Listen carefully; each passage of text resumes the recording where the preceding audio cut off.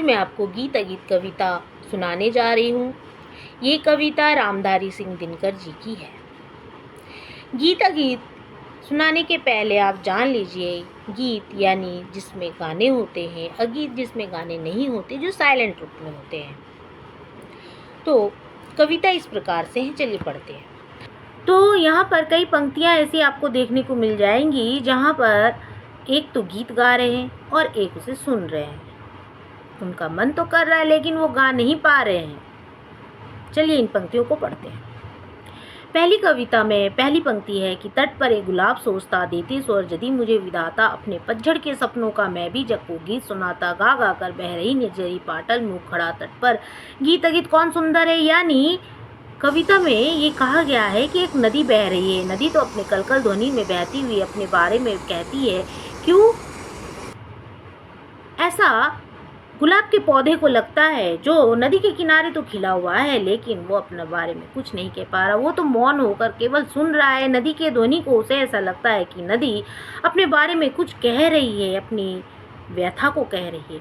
गुलाब का पौधा भी, गुलाब का फूल भी अपनी व्यथा कहना चाहता है कि पतझड़ में उसे कितनी सारी दुविधाओं का सामना करना पड़ता है, लेकिन विधाता ने उसे कोई भी वाणी नहीं दी और इस कारण वो कुछ भी नहीं कह पाता। तो यहाँ सवाल उठते हैं कि आप नदी को ना गुलाब के पौधे को सुंदर मानेंगे, यानी गीत को सुंदर मानेंगे, ना अगीत को सुंदर मानेंगे।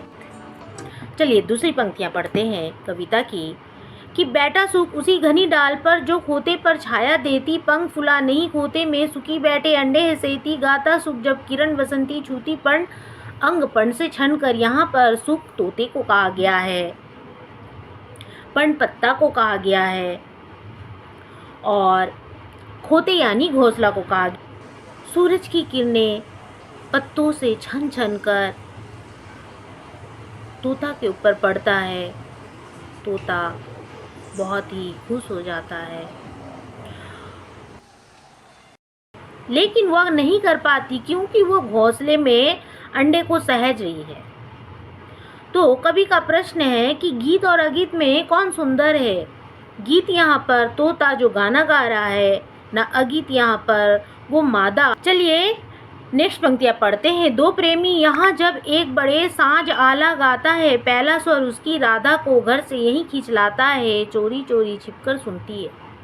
यानी शाम के समय आला गीत गाए जाते हैं। तो एक प्रेमी है जो नीम के पेड़ के वहाँ पर गाना गा रहा है, उसके गाते हुए गाने को सुनती है तो खींची चली आती है और छुपकर मन करता है क्यों ना मैं भी इनके साथ मिलकर गाती तो कितना अच्छा होता, लेकिन वो नहीं कर पाती है।